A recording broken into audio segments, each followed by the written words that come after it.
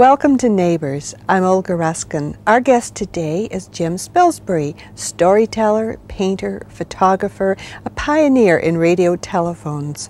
I'm going to be talking to him about his latest book, Spilsbury's Album.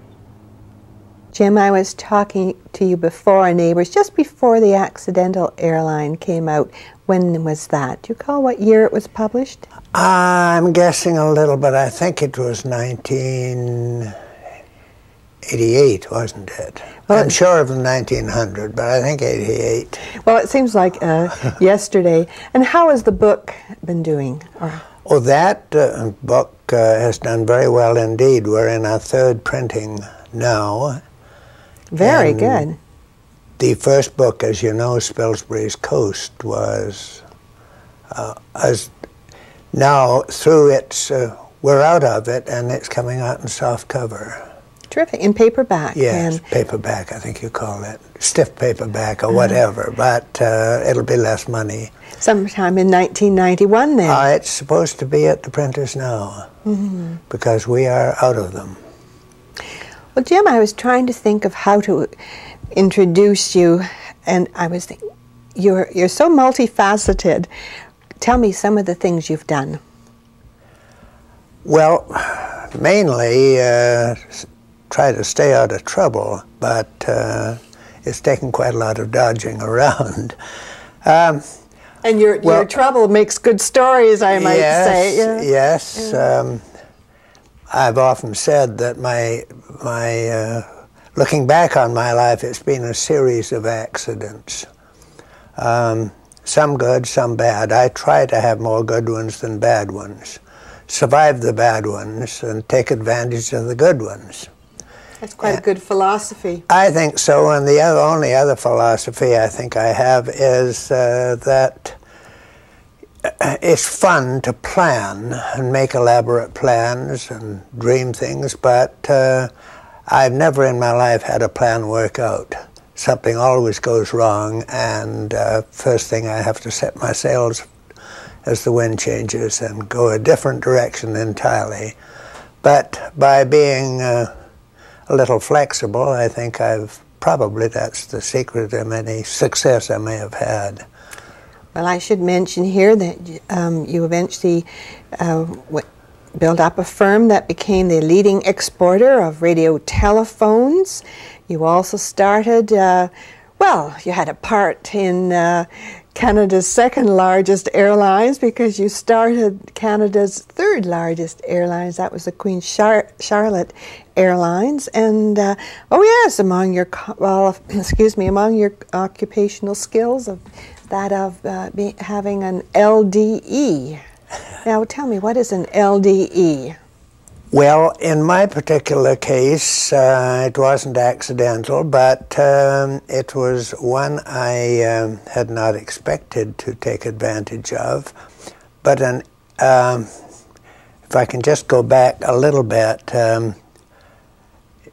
when I was quite young, I worked in the woods, and I did everything that a person in those days normally did in the woods, from sawing logs to splitting and firing a donkey, and eventually I climbed the ladder to the point where I was running a steam donkey, which means you have to get a certificate or a fourth-class engineer's thing, which I eventually did. I went down to New Westminster and was able to successfully pass my test, which was a very easy one, and I got this certificate, Logging Donkey Engineer, LDE. So years later, as a joke, I was listed in the notice of meeting for the annual meeting of the IEEE in Stanley Park. That's the electrical and radio engineers or something. They were from all over Canada. It was an annual thing, and I was asked to be the guest speaker. I'd never spoken to a crowd in my life before, and I was scared stiff. But my friend who put out the announcement, and I still have the printed form, your guest speaker tonight will be A.J. Spilsbury, LDE, who will speak on the design and manufacture of the obfuscation transformer. Well, I don't. These were all engineers and they, you know, professors and things all over Canada, and they all looked a little worried. And so I was asked if the chairman asked me. He was stopped, and would I explain what LDE stood for?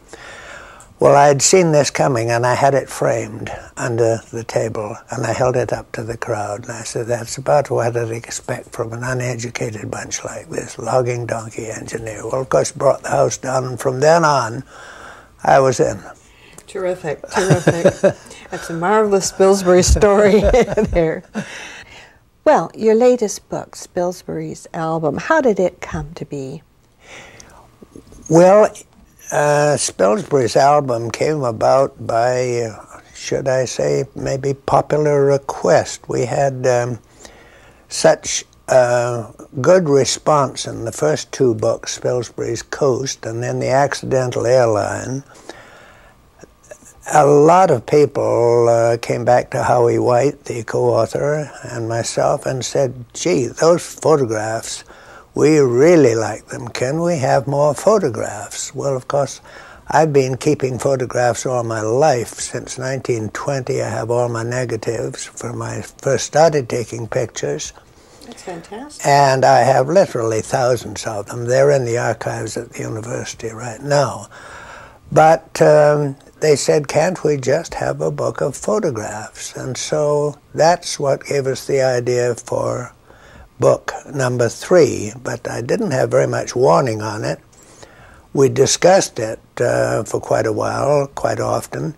Then one time we saw the fall list, this was last year, of Harbor Publishing, and listed as one of the new books available for Christmas was Spilsbury's Album.